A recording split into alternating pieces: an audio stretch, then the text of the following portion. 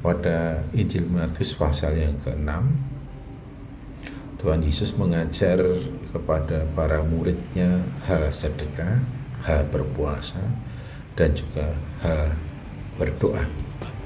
Ketika Tuhan Yesus mengajarkan kepada murid-muridnya hal berdoa, Tuhan Yesus mengajarkan kepada para muridnya untuk menyapa Allah dengan sapaan Bapa. Dan doa yang diajarkan oleh Tuhan Yesus diawali dengan kata Bapa kami. Oleh karena itu dikenal dengan doa Bapa kami. Ajaran ini jelas memberitahukan kepada kita semua bahwa memang setiap orang yang percaya pada Tuhan Yesus Kristus telah diberi kuasa menjadi anak-anak Allah sehingga menyapa Allah dengan sapaan Bapa. Nah, selanjutnya Tuhan Yesus Kristus juga mengajarkan kepada para muridnya berkenaan dengan harta. Harta yang berharga di dalam dunia ini pada dasarnya semuanya akan tidak ada artinya atau sirna, dan dikatakan ingat pencuri akan merusakkannya, sehingga Tuhan Yesus mengajarkan supaya para muridnya mengumpulkan harta di surga.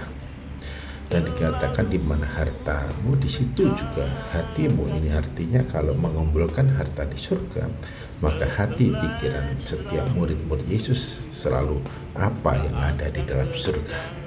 Dan kemudian pasal 6 diakhiri oleh Tuhan Yesus Kristus dengan mengajarkan tentang hal janganlah hendaknya para pengikutnya, murid-muridnya, orang-orang Kristen, orang percaya itu hidup di dalam kekhawatiran tentang segala sesuatu yang diperlukan dan dibutuhkan di dalam dunia ini.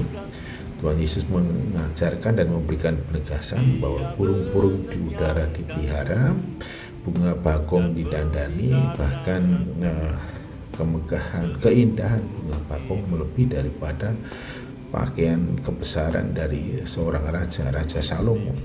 Kalau burung di udara dipelihara, kemudian bunga bakung didandani, apalagi manusia.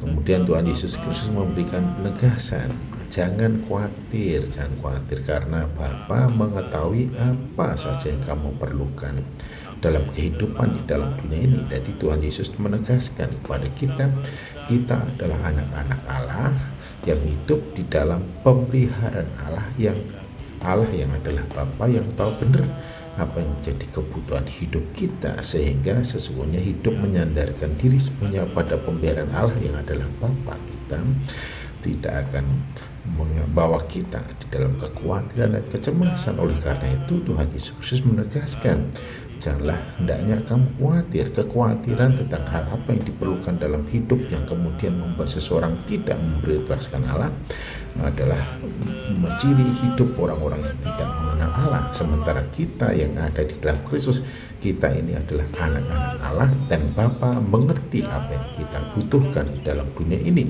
sehingga tidak ada artinya, tidak ada pentingnya, tidak ada urgensinya hidup di dalam kekhawatiran. Justru itu yang akan menyesatkan kita. Lalu Tuhan Yesus memberitahukan kita sebagai anak-anak Allah, hendaklah kita memprioritaskan mencari dahulu kerajaan Allah dan kebenarannya.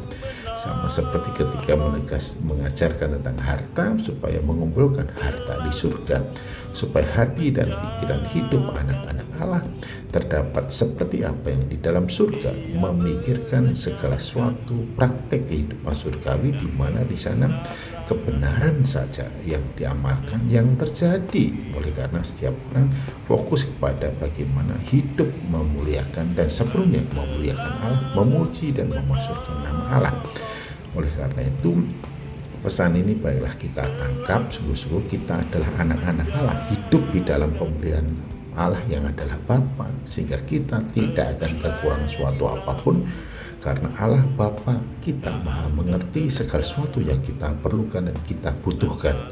Mestinya kita orang-orang percaya di dalam Kristus yang adalah anak-anak Allah tidak hidup di dalam kekhawatiran, sehingga oleh karena ingin agar kita tidak khawatir kemudian meninggalkan Tuhan dengan segala cara dan usaha kita, itu sungguh-sungguh hidup yang sia-sia.